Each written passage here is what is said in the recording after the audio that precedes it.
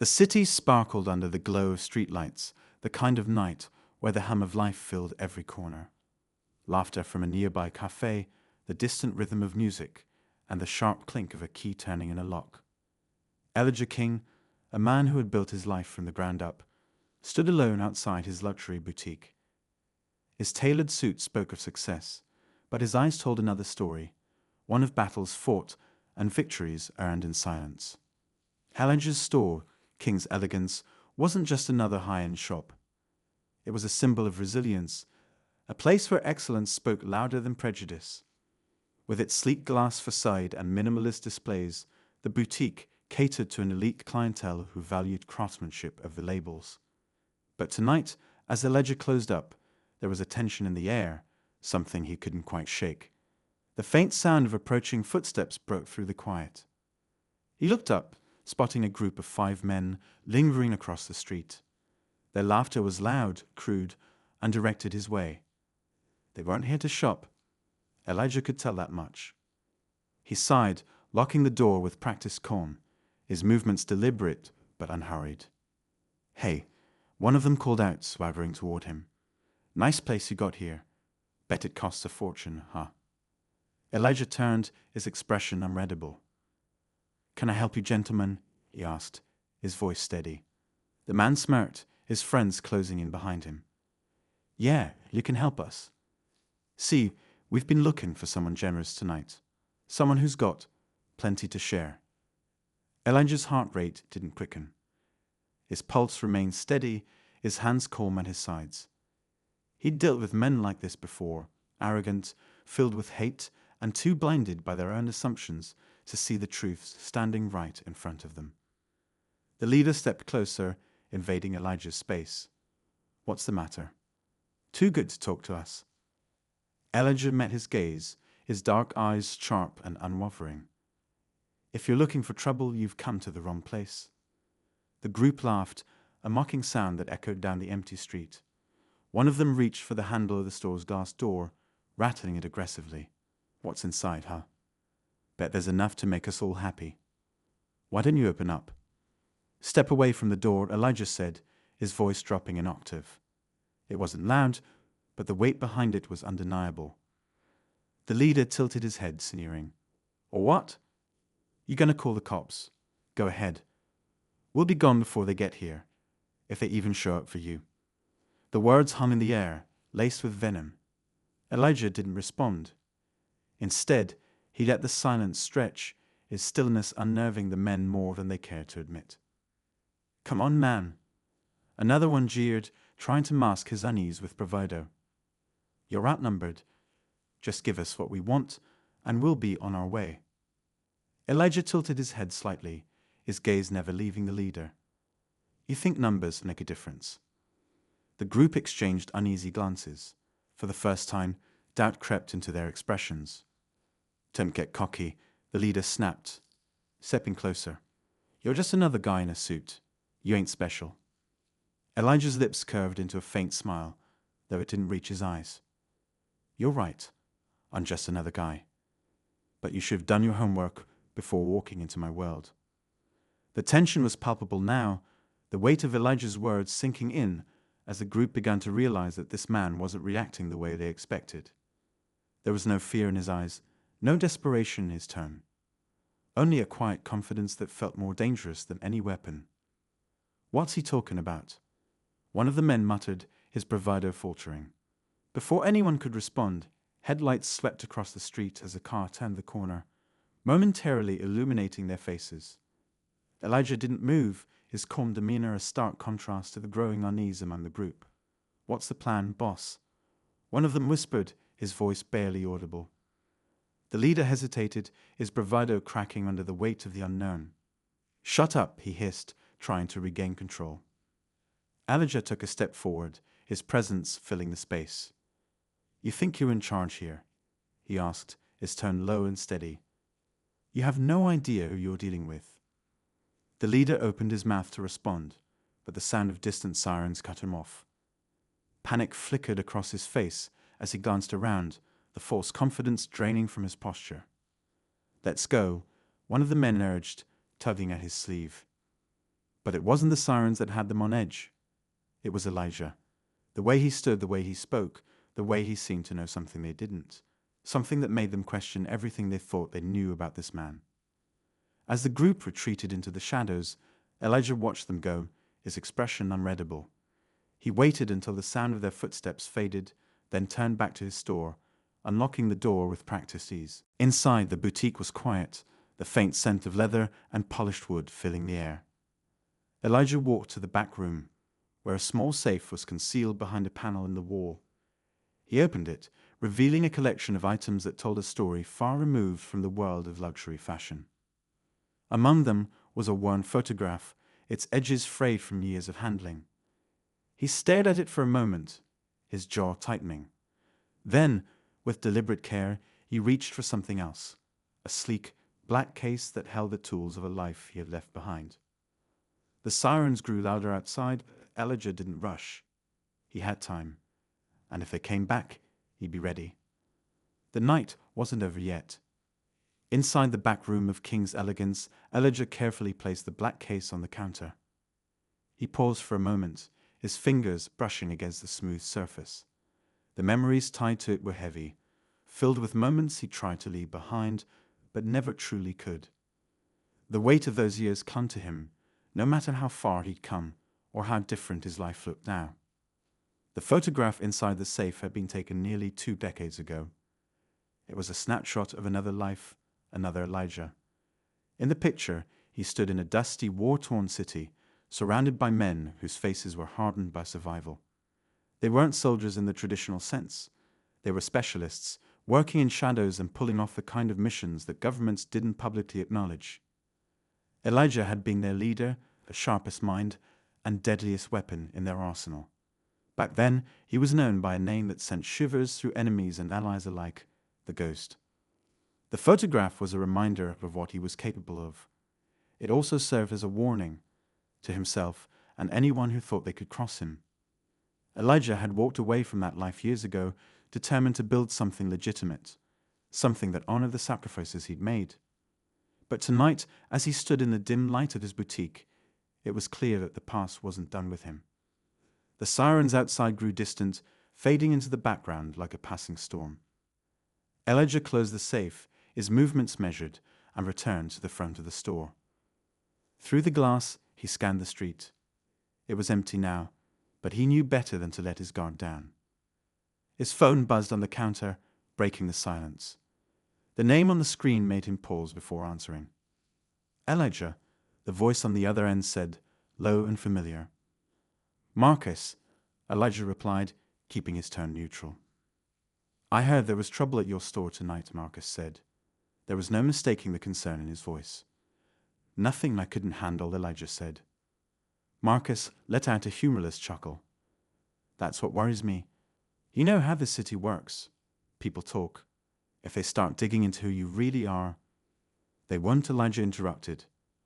I make sure of it. There was a pause on the other end. You're not who you used to be, Marcus said finally. But that doesn't mean they weren't trying to push you back into that corner. Be careful. Elijah ended the call without another word.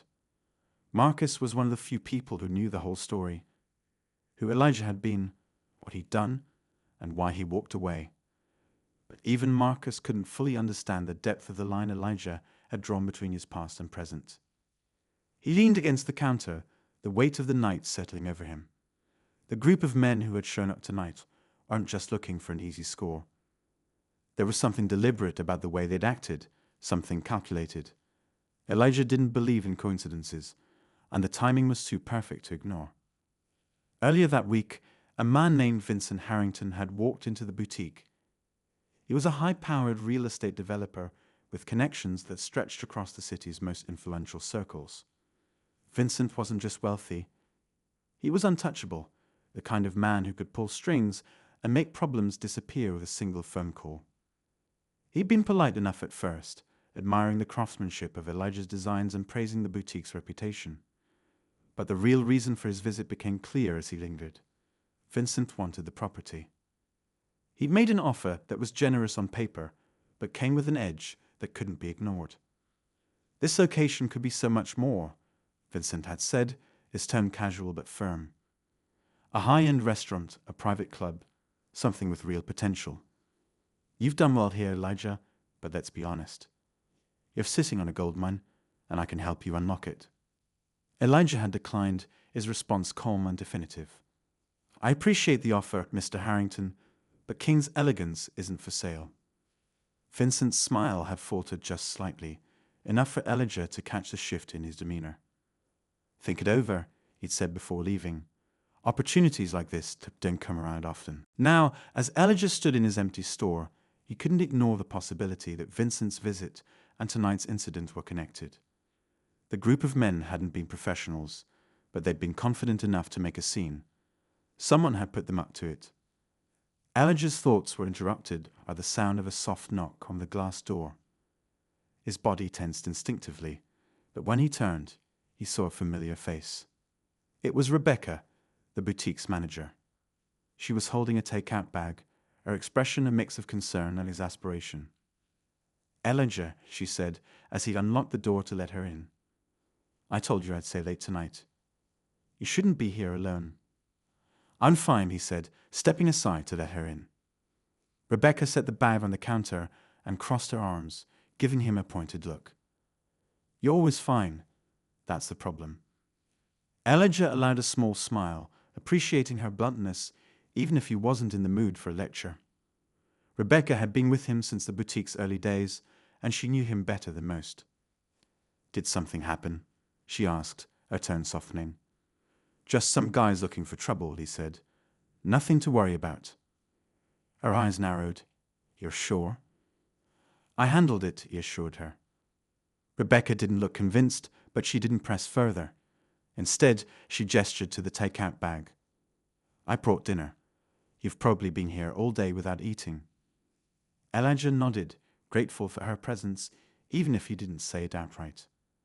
They sat in the small office at the back of the boutique, sharing a quiet meal.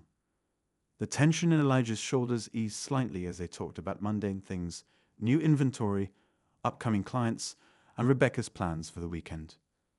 But even as they laughed over a story about an eccentric customer, Elijah's mind remained focused on the bigger picture. The group that had shown up tonight wasn't the real threat. They were pawns, a distraction meant to test his limits. Whoever had sent them underestimated him, and that mistake would cost them. For now, he would wait. The game had started, and Elijah King was ready to play. The next morning, Elijah woke to the soft glow of dawn filtering through his apartment windows. The rhythmic hum of city life was already beginning, a steady reminder that no matter what happened in the shadows, the world kept turning. But for Elijah, the events of the previous night weren't so easily brushed aside. As he sipped his coffee, his mind raced. He thought about the men who had stormed his boutique, their aggression and arrogance, and how it all felt orchestrated. Someone was pulling their strings, and Elijah was sure that someone was Vincent Harrington. People like Vincent didn't take no lightly, especially when it came from someone they considered beneath them. Elijah's phone buzzed on the table, breaking his train of thought. It was Rebecca. Elijah, you need to see this, she said, her voice tight with urgency. What is it? He asked, already reaching for his laptop. Rebecca hesitated. There's a video. Someone recorded the aftermath last night and posted it. It's going viral. Elijah's stomach sank as he opened the link she sent. The video was grainy, taken from across the street, but it clearly showed the group of men stumbling out of his boutique, bruised and humiliated. The comments below the video were a mix of outrage and speculation. Serves them right. One comment read, "Who knew a boutique owner could fight like that?" Another said, "But the ones that worried Elijah were the ones that dug deeper. Anyone else think there's more to this guy? This isn't the first time I've heard about trouble at King's Elegance." Elijah closed the laptop, his jaw tightening. It wasn't just the attention that bothered him. It was the kind of attention. People were starting to ask questions, and questions led to answers he couldn't afford to have out in the open. Later that day, Elijah decided to take a walk.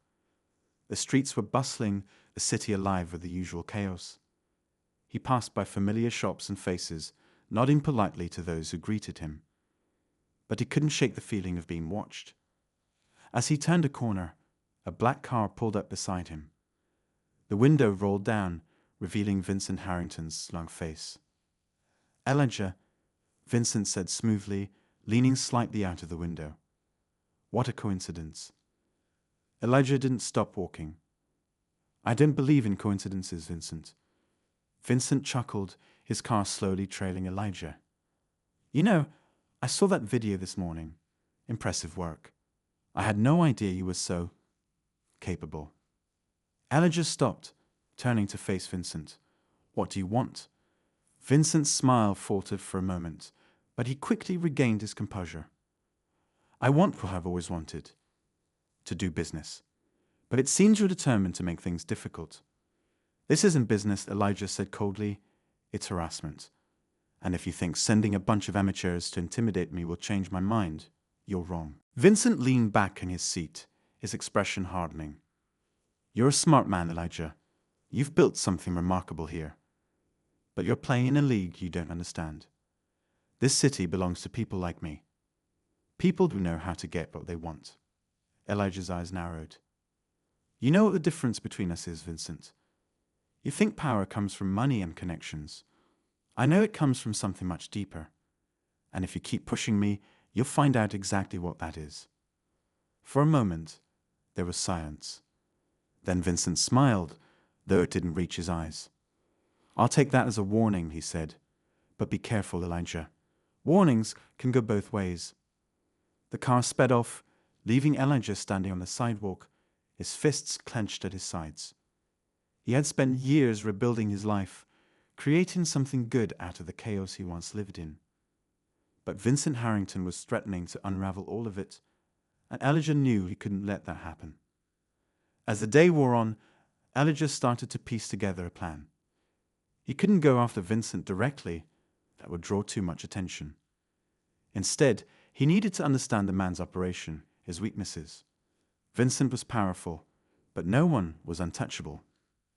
Elijah began making calls, reaching out to old contacts he hadn't spoken to in years.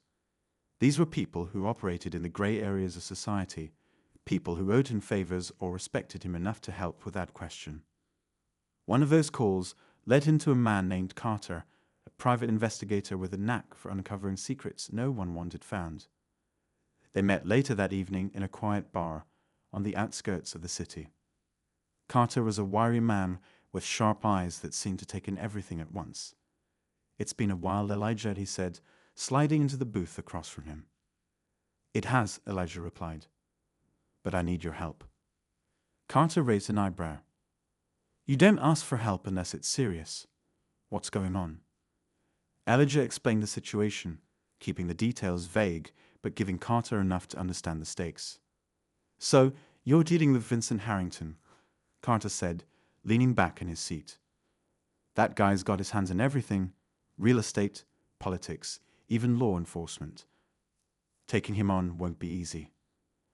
"I'm not looking to take him on," Elijah said. "I just need to know where to apply pressure." Carter nodded slowly. "All right, I'll dig around and see what I can find.